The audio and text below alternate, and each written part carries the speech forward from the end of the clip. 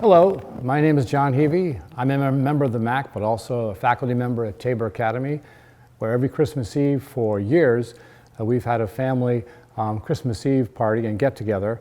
And at this get-together, I've always read The Grinch to everyone. And so we won't be assembling physically this year, so I thought I would share my reading of The Grinch with the Tabor community, but also with the MAC audience as well. So, without further ado, How the Grinch Stole Christmas by Dr. Seuss. Every Who down in Whoville liked Christmas a lot, but the Grinch who lived just north of Whoville did not. The Grinch hated Christmas, the whole Christmas season. Now, please don't ask why. No one quite knows the reason. It could be his head wasn't screwed on just right. It could be perhaps that his shoes were too tight. But I think that the most likely reason of all may have been that his heart was 2 sizes too small. But whatever the reason, his heart or his shoes, he stood there on Christmas Eve, hating the Whos, staring down from his cave with a sour, Grinchy frown at the warm lighted windows below in their town. For he knew every Who down in Whoville was busy now hanging a mistletoe wreath. They're hanging their stockings, he snarled with a sneer. Tomorrow is Christmas. It's practically here.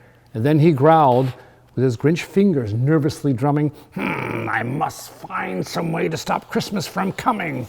For tomorrow, he knew, all the Who boys and girls would wake bright and early, and they'd rush for their toys. And then, oh, the noise, noise. That's one thing he hated, the noise. Then the Whos, young and old, would sit down to a feast, and they'd feast, and they'd feast, and they'd feast. They would feast on Who pudding and rare Who roast beast, which was something the Grinch couldn't stand in the least. And then they'd do something he liked least of all. Every Who down in Whoville, the tall and the small, would stand close together with Christmas bells ringing. They'd stand hand in hand, and the Whos would start singing. And they'd sing, and they'd sing, and they'd sing and sing and sing. And the more Grinch thought of this Who Christmas sing, the more the Grinch thought, I must stop this whole thing.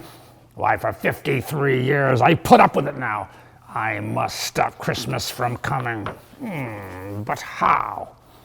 Well, then he got an idea, an awful idea. That Grinch got a wonderful, awful idea. I know just what to do, the Grinch laughed in his throat, and he made a quick Santa Claus hat and a coat. And he chuckled and clucked, what a great Grinchy trick. With this coat and the hat, I look just like St. Nick. All I need is a reindeer. The Grinch looked around. But since reindeer are scarce, there was none to be found. Did that stop the old Grinch? No. The Grinch simply said, well, if I can't find a reindeer, I'll make one instead. So he called his dog Max. Then he took some thread and tied a big horn on the top of his head. Then he loaded some bags and some old empty sacks on a ramshackle sleigh, and he hitched up old Max. Then the Grinch said, giddy up, and the sleigh started down toward the homes where the Whos lay a snooze in their town. All their windows were dark, quiet snow filled the air. All the Whos were all dreaming sweet dreams without care.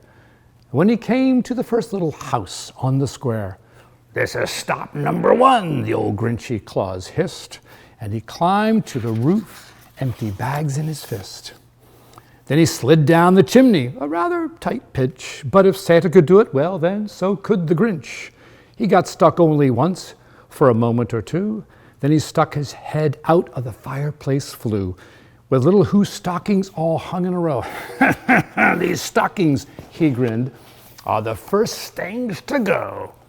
Then he slithered and slunk with a smile most unpleasant around the whole room, and he took every present, pop guns and bicycles, roller skates and drums, checkerboards, tricycles, popcorn, and plums. And he stuffed them in bags. Then the Grinch very nimbly stuffed all the bags one by one up the chimbley. Then he slunk to the icebox. He took the Who's feast. He took the Who pudding. He took the roast beast. He cleaned out that icebox as quick as a flash. Why, that Grinch even took their last can of Who hash. Then he stuffed all the food up the chimney with glee. And now, grinned the Grinch, I will stuff up the tree. And the Grinch grabbed the tree and he started to shove, when he heard a small sound like the coo of a dove. He turned around fast, and he saw a small Who, little Cindy Hulu, who was not more than 2. The Grinch had been caught by this tiny Who daughter, who'd got out of bed for a cup of cold water. She stared at the Grinch and said, Santa Claus, why? Why are you taking our Christmas tree? Why? But you know, that old Grinch was so smart and so slick, he thought up a lie, and he thought it up quick. Well, why, my sweet little tot, the fake Santa Claus lied, there's a light on this tree that won't light on one side. So I'm taking it home to my workshop, my dear. And I'll fix it up there, and I'll bring it back here. And his fib fooled the child. He patted her head, and he got her a drink, and he sent her to bed.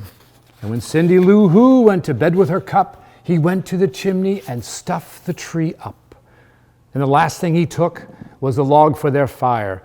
Then he went up the chimney himself, the old liar. On their walls he left nothing but hooks and some wire. And the one speck of food that he left in the house was a crumb that was too small for even a mouse.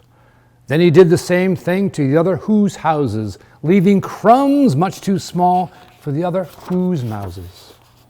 It's 1/4 dawn, all the Who's still abed, all the Who's still a snooze, when he packed up his sled.